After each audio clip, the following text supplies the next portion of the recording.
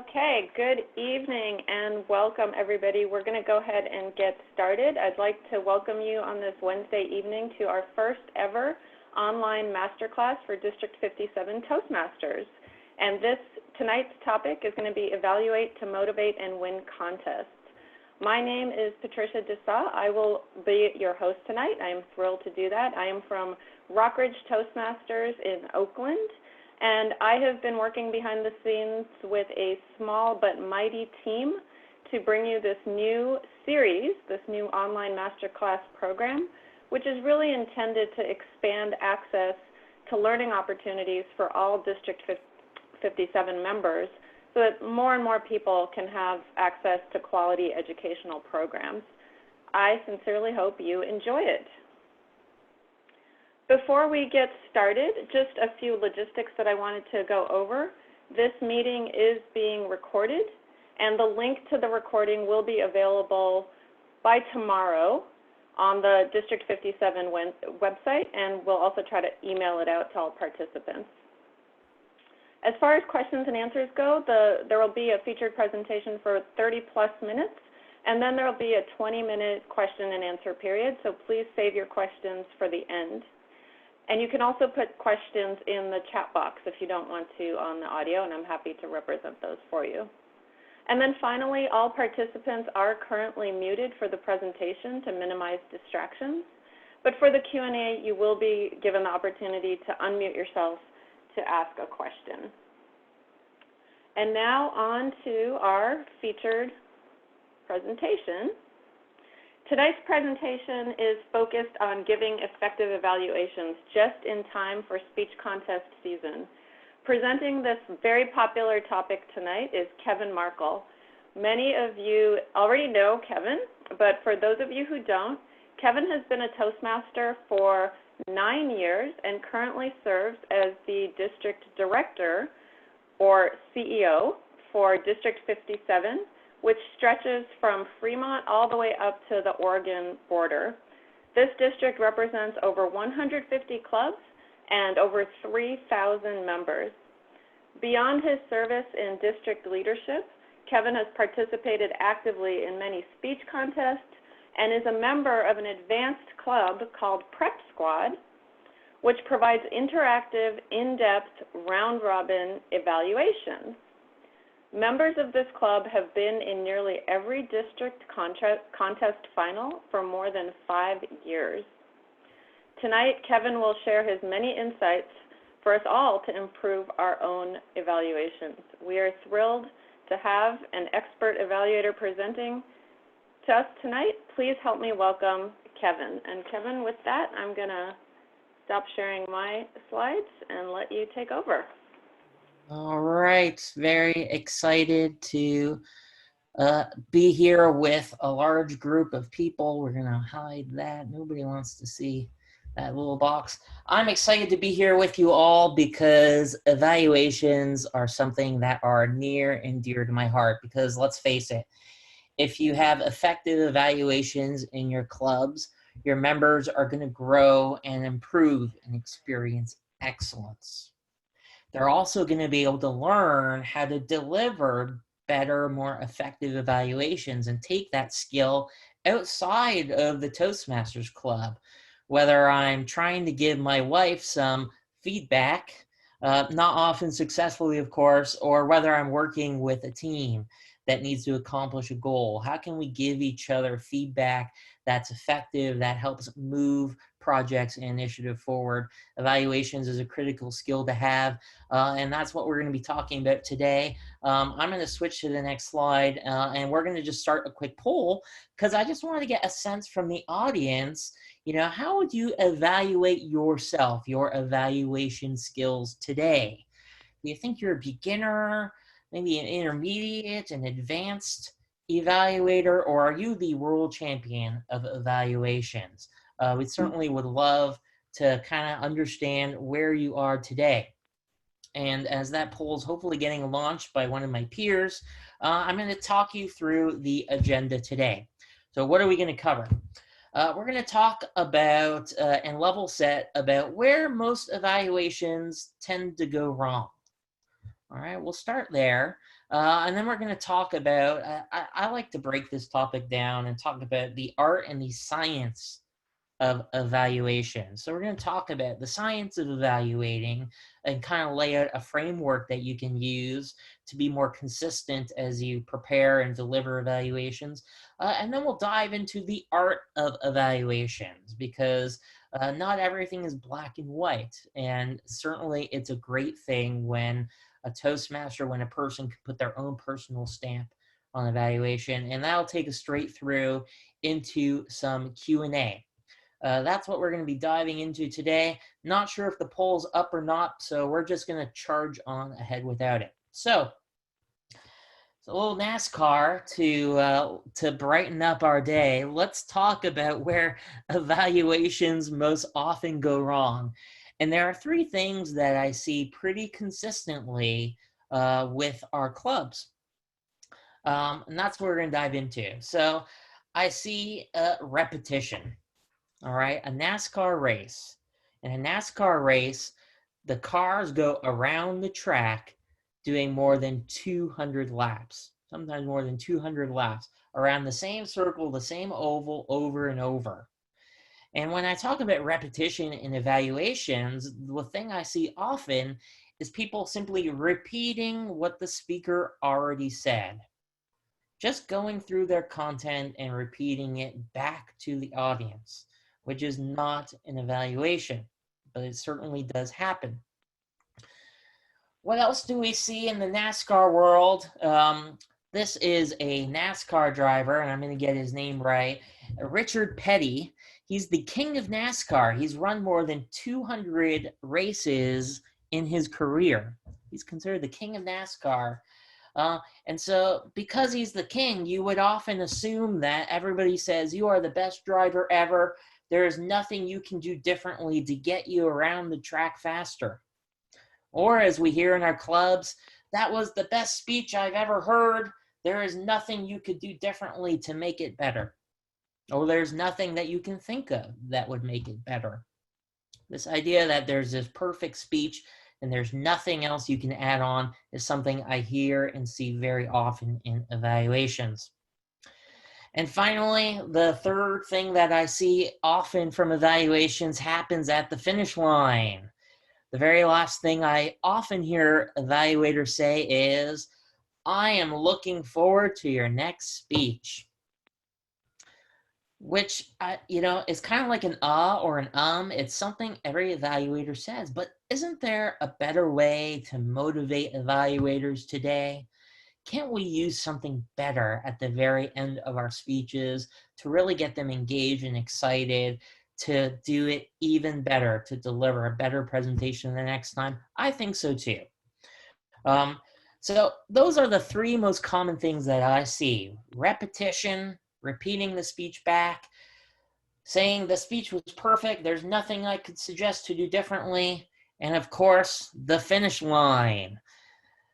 I'm looking forward to your next speech. Thank you.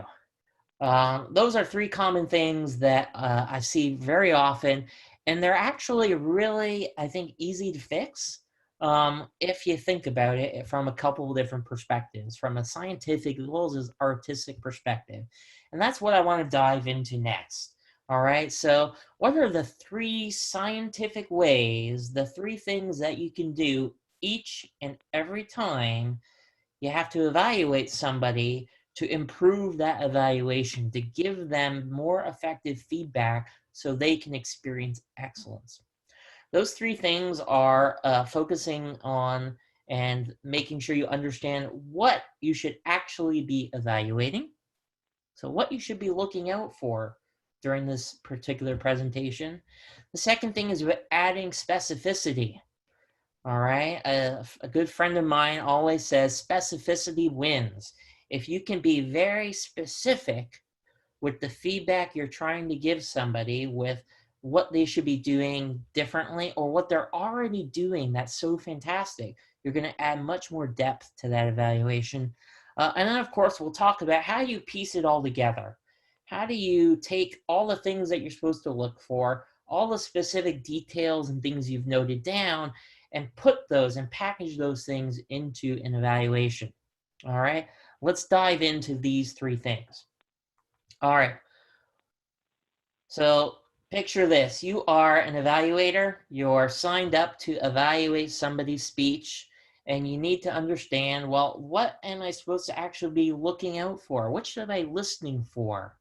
Well, the first thing that you should be doing, the very first thing you should be doing, and you can do this before the meeting by email, by phone, or you show up to the meeting early. But the very first thing that you do is ask your speaker, what would you like me to evaluate? Is there anything in particular I should be looking for, listening for?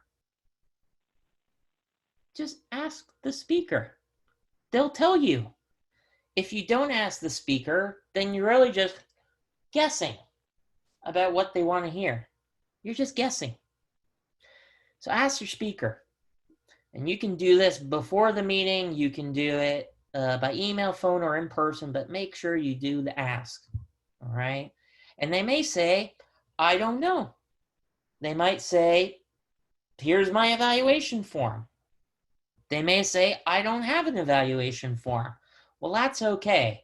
In all of those scenarios, you can definitely work with an evaluation form. And evaluation forms are available directly in Basecamp. All right, so when you log in through Toastmasters.org, you get into Basecamp, there's a big box that says speech evaluations. And you can go in there and find all the evaluation forms for all the different projects and levels. So you don't have an excuse about what to evaluate. If the speaker doesn't know, or if the speaker doesn't have an evaluation form, you have everything available at your fingertips.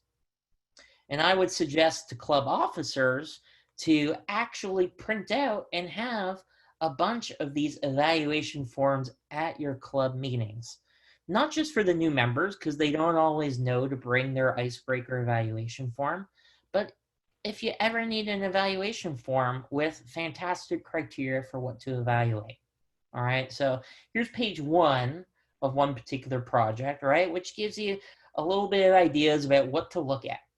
But it's when you go to the second page where you start to get into much more depth and detail. You get these different categories that you can be evaluating somebody, such as clarity, their vocal variety, were they using good eye contact, good gestures? Did they seem comfortable? All right. If you're not sure what to look for, your evaluation form will give you criteria to look for. And as you can see on this form, I can see eye contact is rated from 1, 2, 3, 4, and 5. What does 1, 2, 3, 4, and 5 mean? Well, at the top it says 1 means you're developing and 5 means it's exemplary. But how do you really define that? That's what you find on page 3. Page 3 of the evaluation form clearly defines each of these criteria. So what does eye contact number 2 looks like? It means that they need some improvement. As opposed to eye contact number 1, they make little to no eye contact. They're maybe reading off completely, right? And not using any eye contact. So now you have some criteria. You now have some things that you can be looking for and listening for when you're evaluating somebody. So you don't need to have an excuse that, well, I didn't know what to evaluate, so I just repeated all the content. You don't have to do that. You now have very specific criteria to evaluate your speaker. And in the professional world, it could be the same thing with things like performance reviews. Most employees and managers identify specific criteria to evaluate an employee's performance. And if I go back into the Toastmasters world, even in contests, there are criteria that are used to evaluate speakers. So whether you're an international speech contestant or a table topics contestant, or in this case, an evaluation contestant, the judges have a ballot which identify very specific criteria on how they are evaluating and judging you. So my top tip right now, if you're competing in the evaluation contest, the number one thing you can do is look at the judge's ballot and understand what they're looking and listening for. How are they typically going to be scoring you? What categories? All of that is available on the Toastmasters.org website. It's not hidden. It's not a surprise. All right? That's what to look for when evaluating somebody. So there are no excuses anymore. Ask your speaker, look at the evaluation forms. Now you know what to look for. Now that we know what to look for, we can talk now about how do you add specificity to your evaluation. A better way to think about this is how are you going to take your notes down during the presentation? All right, and I'm going to walk you through this. All right, this is a really simple, repeatable process. You're going to take a piece of paper, like an 8.5 by 11, full piece of paper, blank on both sides. All right, I know some clubs have these really tiny evaluation forms, and I appreciate that it is a resource from Toastmasters. I certainly do, because I am the district director. But I don't believe it provides enough space, enough real estate for you to take down notes and give the speaker you're evaluating effective feedback. So I want you to take an 8.5 by 11 form piece of paper. All right, go to your printer at home, grab one from the office. It could just be from a notepad that you tear off, but take a large piece of paper. And here's the first thing you're going to do. You're going to draw a line from the top to the bottom, dividing the piece of paper in half. And I promise we're not going to be folding paper airplanes, all right? This is going to make sense. We're going to divide the piece of paper in half, and on the left side of the paper is where we're going to write all the positive things that we saw in the presentation. And on the right side of the piece of paper is going to be all the things where we have constructive feedback and ideas for them to improve. All right, simple enough. Positive on the left, areas for improvement on the right. Now we're going to divide our paper again.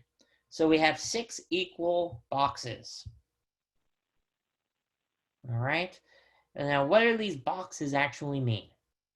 Let's talk through this. The first 2 boxes on the very top of your paper is going to be everything that you see. Their gestures, their eye contact, how they use the stage. The second box, so in the very middle of your piece of paper, you're going to talk about everything that you heard.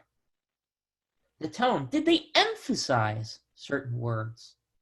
Did they slow down sometimes? Or did they talk really fast? Did they speak quietly? And then also get really loud? What did you hear? And finally, what you felt.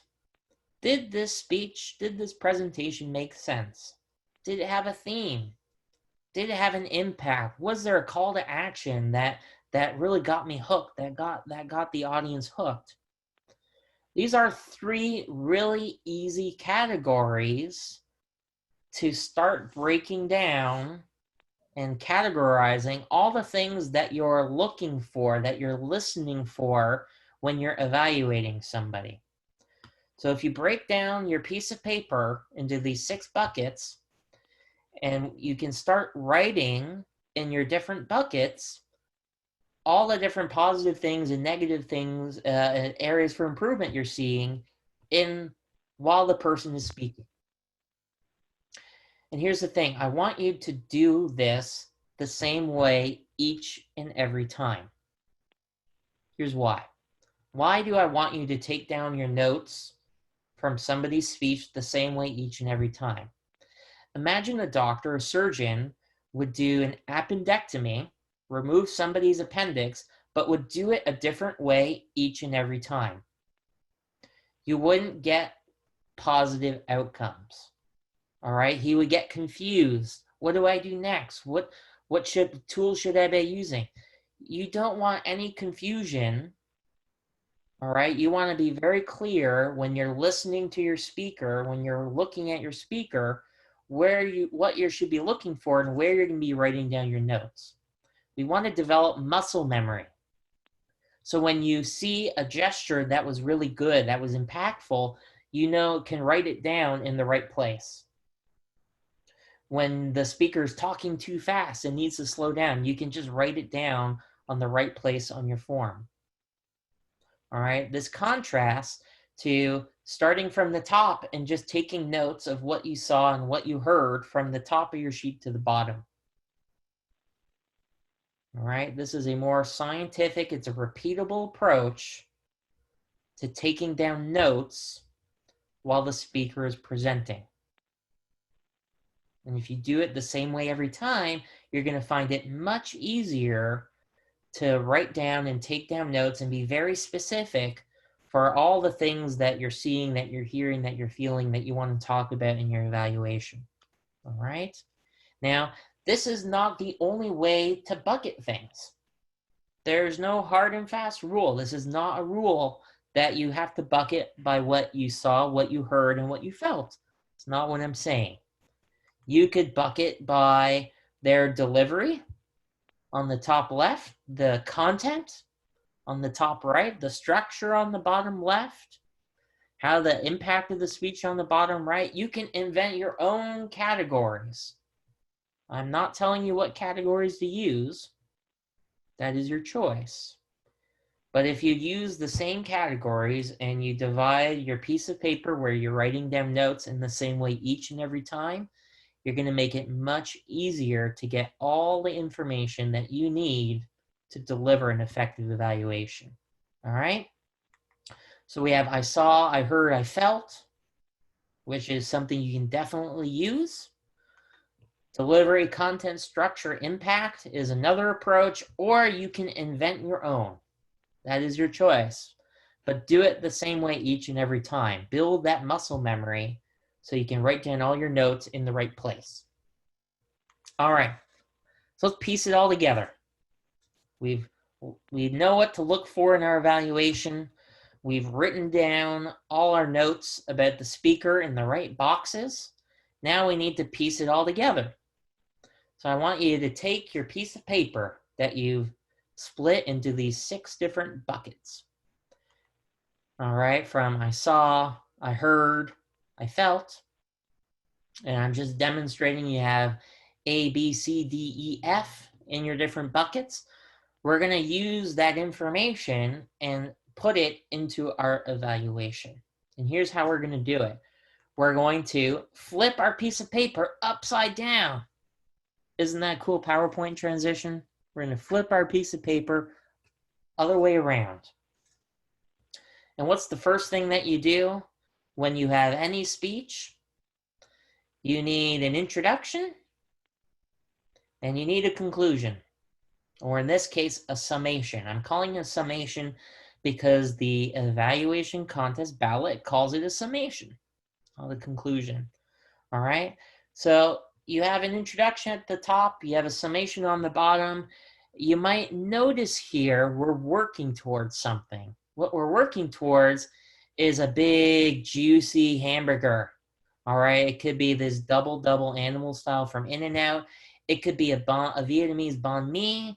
It could be a Philly cheesesteak. It could be a grilled cheese sandwich. Whatever type of sandwich you want, whatever you like, we're going to build it out by adding in all these different ingredients and layers. And here's how we're going to do. We add a couple more lines here across our piece of paper. And we're going to start with what was the best thing they did about their speech, about their presentation. All right, was it a gesture? Was it something that you heard? Was it something that you felt? The best thing that they did in that particular presentation is going to be the last thing you talk about. Why? Because the adage goes, save the best for last. Okay? Save the best for last. Which means the other recommendations, commendations that you have for what that person did really well in their speech is going to be the first few things that you talk about. All right?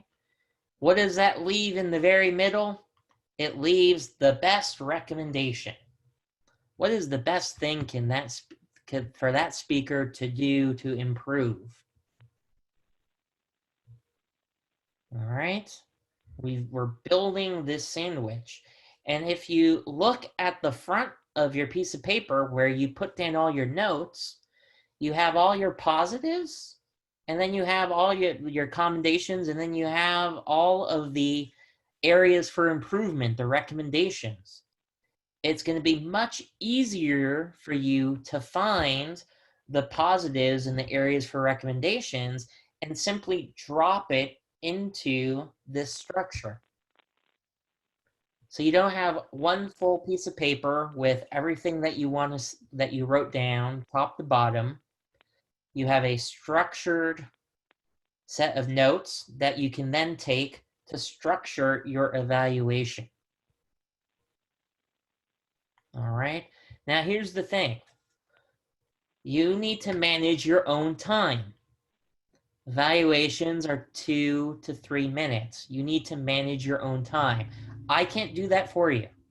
All right. The timer who's showing cards cannot manage your time for you. It's up to you to do that.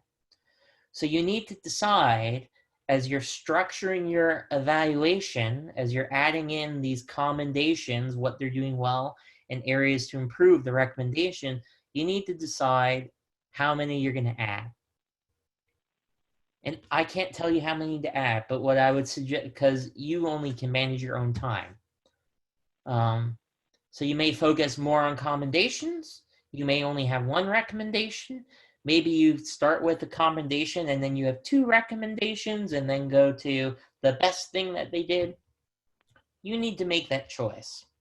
But whatever choice you make, it's going to be much easier to make it because you have all your notes in a structured way, and you're going to put all your notes on the back side of your paper and structure your evaluation.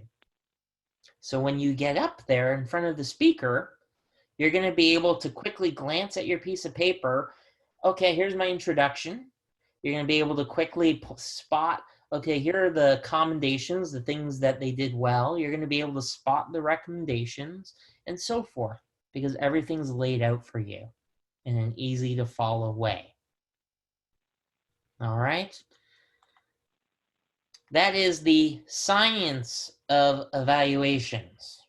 All right. Applying a process for you to know what to look for, to write down specific things that the person is doing well and specific things they could do differently to improve, and then piecing it all together in an easy to follow manner, in an easy structure, all on one piece of paper, front and back.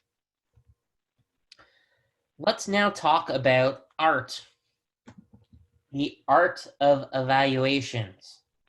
All right, this is a painting by a French painter, and I'm pulling up his name here so I get it right, credit where it's due. It's called A Sunday Afternoon on the Island of La Grangette, created by Georges Seurat. It's a beautiful piece of art. Is it not? I think it's gorgeous. And this is what George says. George says that some may see poetry in my paintings, but he sees only science. What is he talking about? He is talking about how he painted this particular painting, because he's using a style called pointillism. So if you look closely, maybe not that close, but if you look closely, you can see the painting is made up of lots of tiny, small dots of different colors. That's what builds this beautiful piece of art. So what we've talked about so far has really been the science, the pointillism, the technique. But there is an art to this as well, to the landscape, to the scene he's presented. And that's what we're going to talk about next.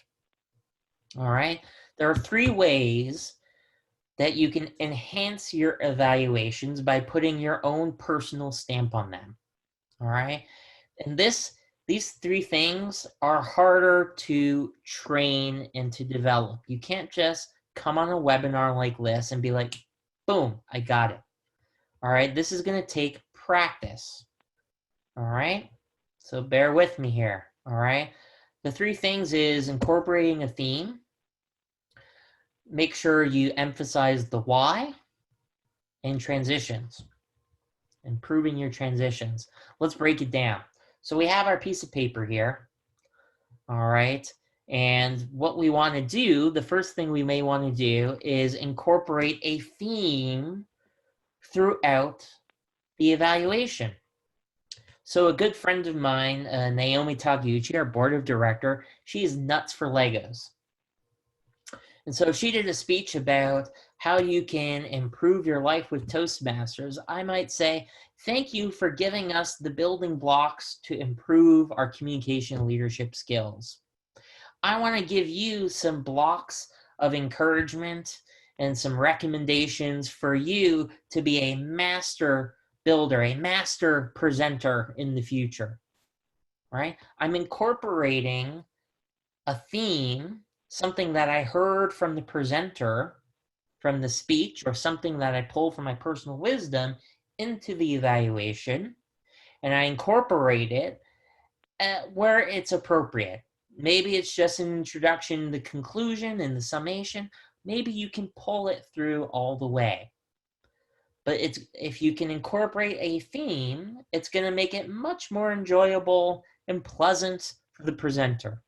They're going to appreciate that you've listened attentively and could synthesize an evaluation that's really personalized for them.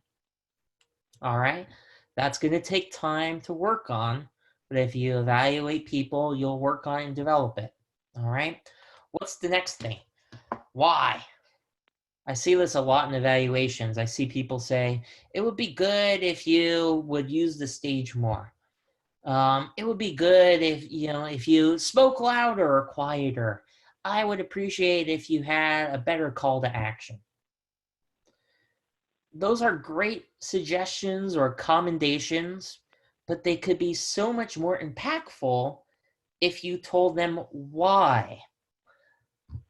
If you told them why they should use the stage more. If you use the stage more to talk about your introduction in one place and one side, you had your body in the middle, and then you did your conclusion at the end, at the other side of the speech, you'd be able to people would be able to follow your presentation a little bit better, right? If you had a clear call to action, I could see so many more people getting involved with Toastmasters so that they could embrace your message and get involved, all right? Don't just give commendations and give recommendations. Give the why. Why is it so good? Why is it a recommendation? Why would it improve their speech, their presentation? Remember, specificity wins. And last but not least, transitions. All right, this is a hard one. You need to transition between the different areas and the different structure in your speech. So I said earlier, thank you so much for giving us some building blocks for how we could be a better speaker. I'm going to give you a couple of blocks that you can use to become a better builder, a better presenter. Here's the first block that I want you to put in your pocket. Right? Now we have a transition, a signpost.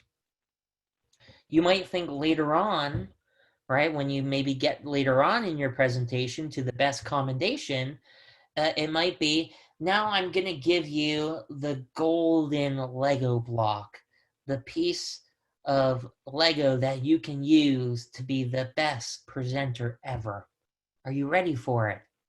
This is what you can do. All right. To conclude, to summarize, give the signpost. If you actually say the words, I guarantee the judges will hear it. All right. And then they will say, okay, now they're summarizing. And they're going to give you those points because you're summarizing now. All right. Transitions can make a difference. Okay. I'm at 30 minutes, so I'm going to wrap it up because I want to leave time for your questions. So let's summarize what we talked about. We talked about the 3 most common mistakes. How people who evaluate speakers simply repeat back the content. Or they say, your speech was so perfect, there's nothing I could suggest for you to do differently. And of course, the finish. I'm looking forward to your next speech. We have 3 scientific ways to address some of these challenges. All right. Instead of repeating what the person said, we now have a framework for what we should look at and what we should evaluate. If you think somebody is such a good presenter, well, look more closely at the criteria and write down specific things on the right areas of your piece of paper for what they're doing so well. And maybe you'll in fact find something specifically that they could be doing different the next one. And last but not least, have a structured way to piece it all together. You have your introduction, you have a commendation or 2, something positive, then go to your best recommendation, the best thing they can do to improve the next time. Maybe add in another recommendation, and then you go to your best commendation. And what I like most about your speech is, boom, hit them with it. And then finally, you have your summation where you summarize what you talked about. All right. If you do these 3 things, you're going to be able to avoid repetition. You're going to be able to avoid this idea of perfection. And you're going to be able to, I think, go back to the person and say, I look forward to seeing you enhance your gestures so that you can have a much more impactful speech. Instead of saying, I look forward to your next speech. You can certainly use this to add much better motivation. 3 artistic ways to enhance your evaluations: incorporate a theme. Maybe not through your whole speech, but maybe in the introduction, something that you saw or heard. Remember to add why. Why was it so good? Why is this recommendation going to help them be more effective? And of course, enhance your transitions. Have some clear signposts as you're transitioning between the different points, the different structure of your presentation. All right, I'm going to pause there and hand everything back to Patricia, who I think is going to have some questions and moderate some questions. All right. Yes, wow. Thank you so much, Kevin, for that fantastic presentation. I saw someone who was very expert and experienced in evaluations.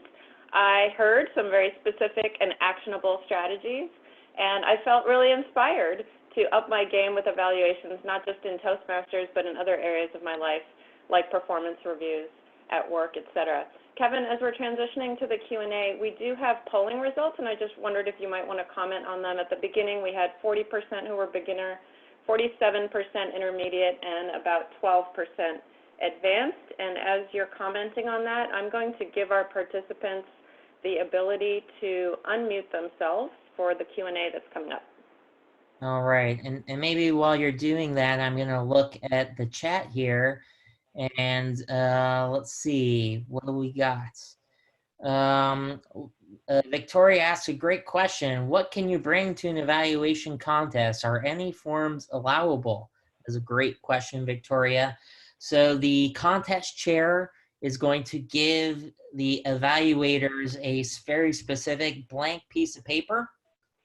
All right, which Harry Holland, I think, and Wing Lock also mentioned as well. They're going to give you a blank piece of paper, and that is the piece of paper that you can use to block off your different sections and write down your notes. And you can flip that same piece of paper over to certainly structure your evaluation. So even though it's not a normal blank 8.5 by 11, you can still absolutely use that piece of paper.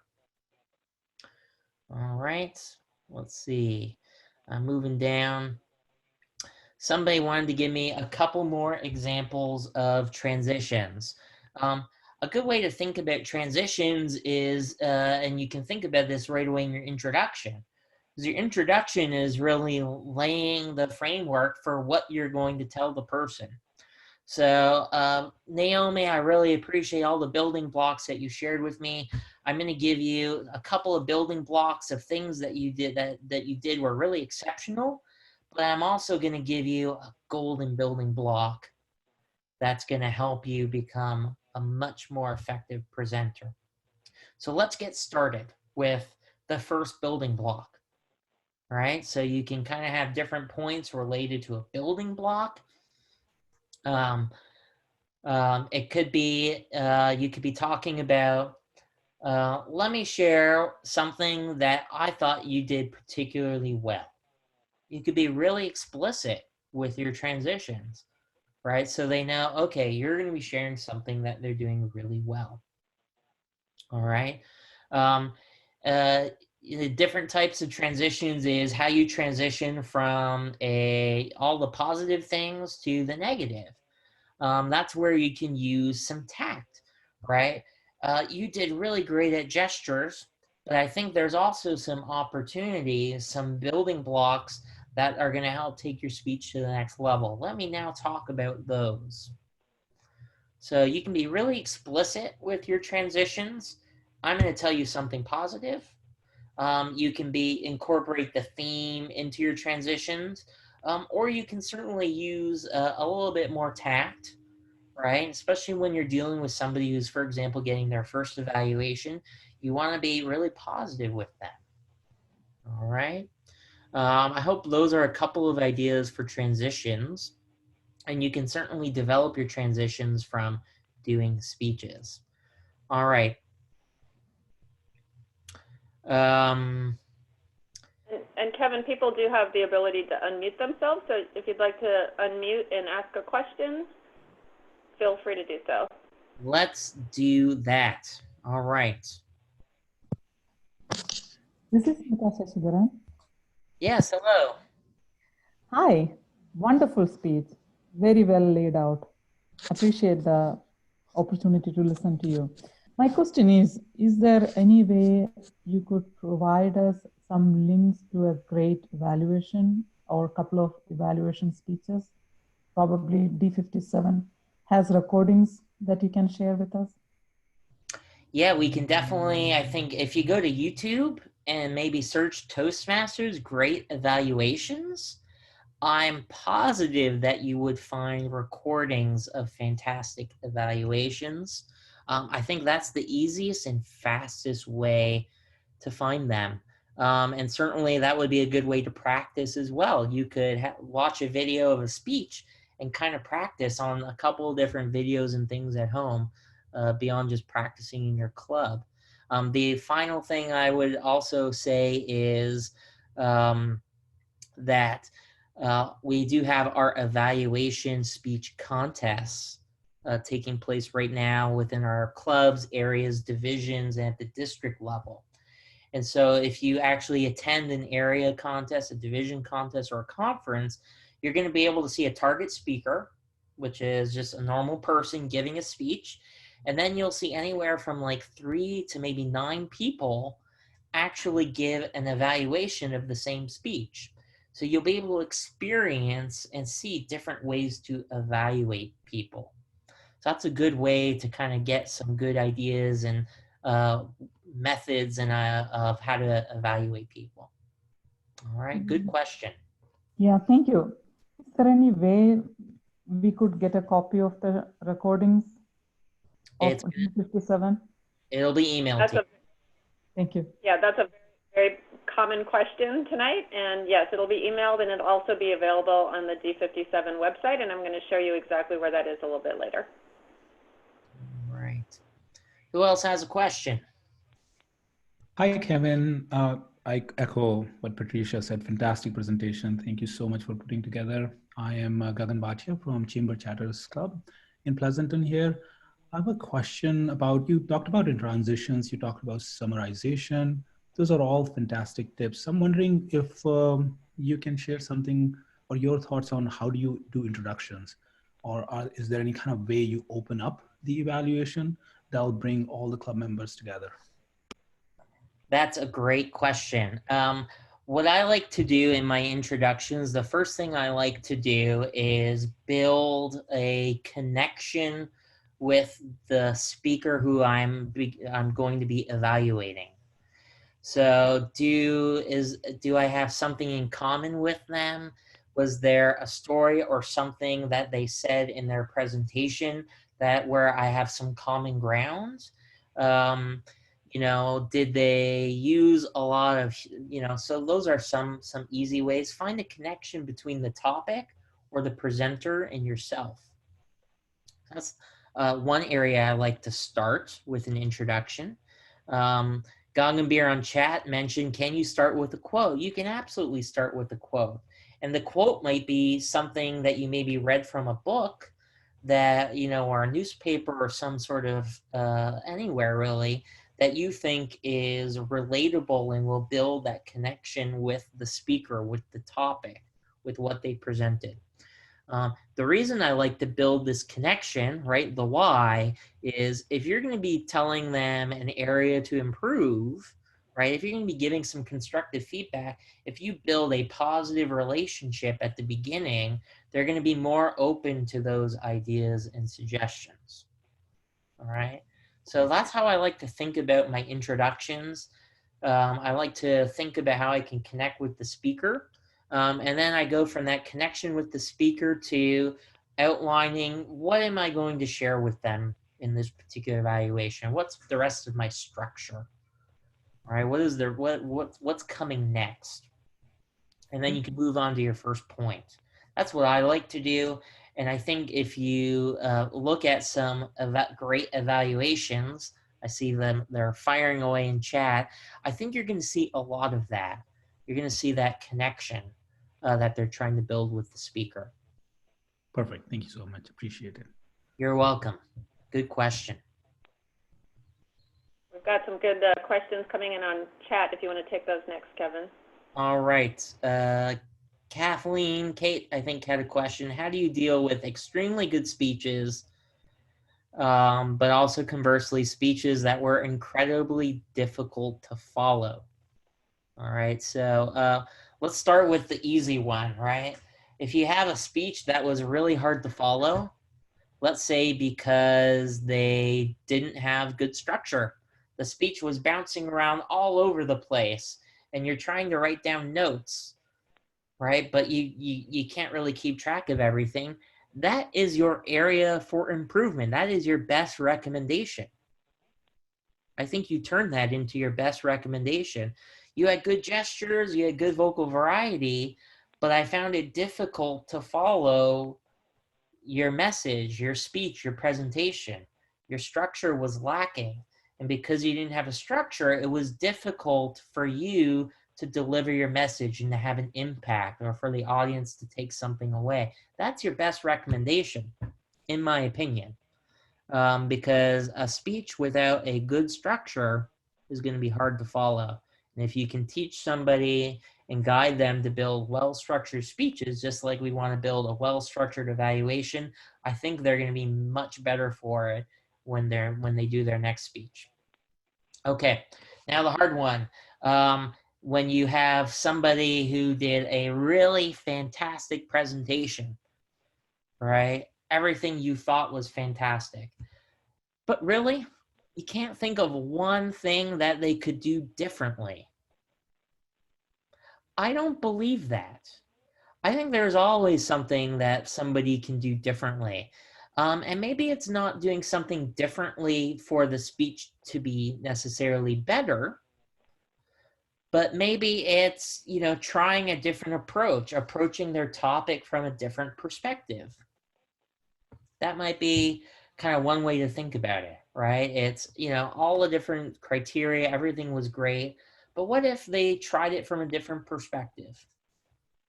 For example, maybe it was like a speech to inform where they give us a lot of great information. Well, what if they could deliver that information through a story, through a fable, right? it's challenging the speaker to take it to the next level. Those are some good ideas. Those are some good, some potential ideas that you can apply to a speaker who's really good. The other thing I would suggest is certainly when you go to an evaluation contest, you'll see the same speaker and you'll see different people suggesting different ideas, right? So you'll be able to, I think, open up your mind that there are different ways, different things that you can be looking out for that you may have not seen right away. And you'll notice this even in your own club, right? When you write down, even when you're not evaluating somebody, you should write down and fill out this piece of paper. Do the exact same exercise and then compare what you have against the evaluator. So you can see what the evaluator said and compared to what you had and kind of fill in the blanks, right? It's all about just kind of exercising the skill of listening and looking for things. All right. More questions. We've got 10 more minutes. Yeah, there are more questions. There was one from Goggenbeer, but she put her video on. So Goggenbeer, I don't know if you want to ask it or if you would want me to ask it. You're welcome to unmute yourself. Hi, Kevin, I have a question. What to do when the evaluator is not familiar with the speech content, even it's a fantastic speech? They're not familiar with the speech content. That's a good question. So we talked about this really at the beginning. We often hear a lot of repetition, right? Where an evaluator will simply repeat all the content that they heard. But the role of the evaluator is not really to evaluate the content. I mean, we do it often, right? It's like you had really good humor. That is an evaluation of the content.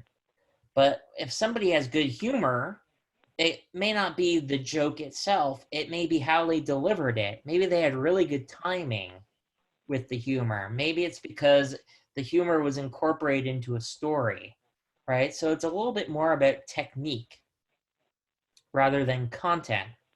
So you may not be familiar with the content, but you can still look on your evaluation form and you can look at, okay, eye contact, clarity.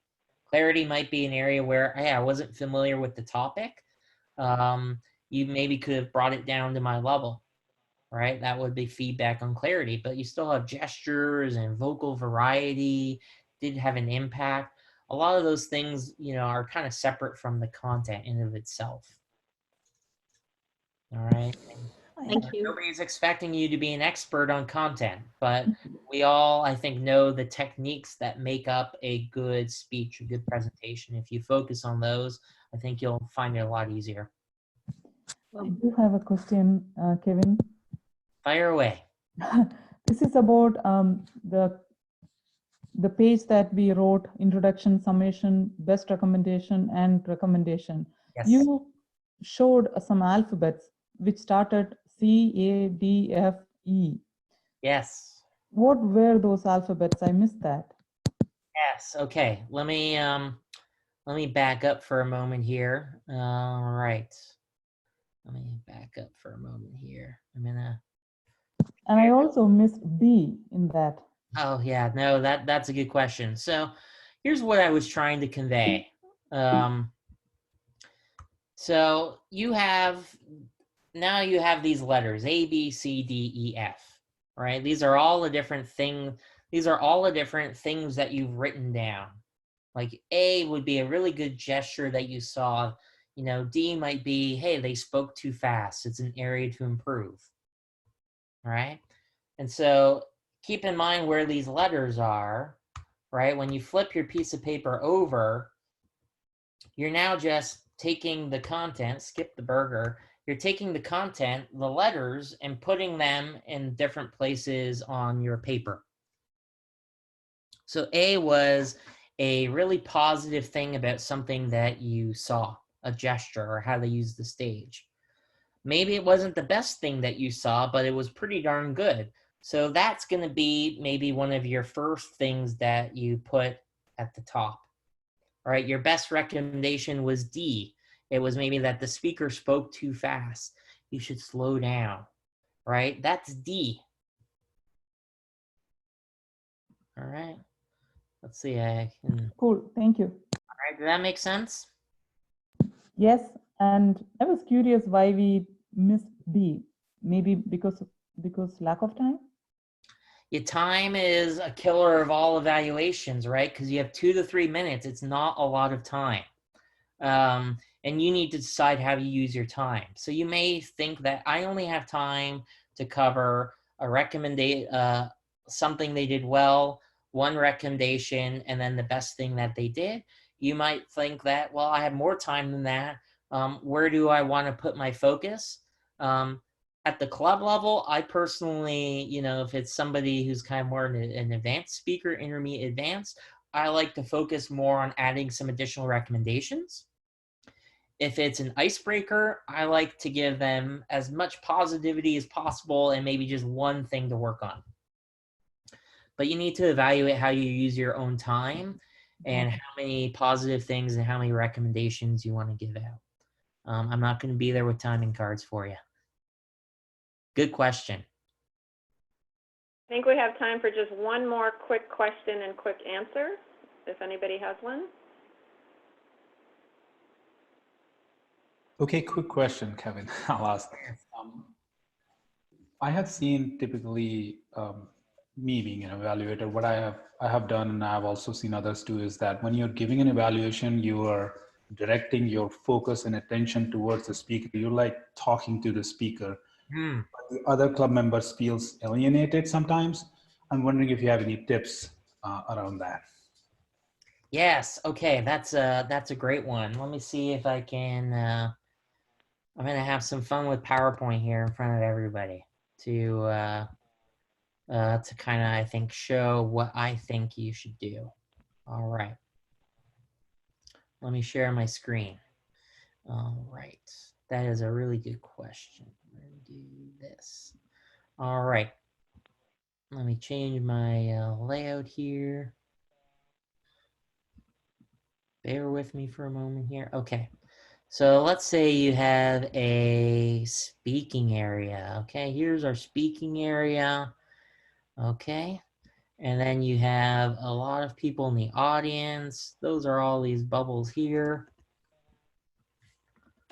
Okay, those are all the people in the audience here.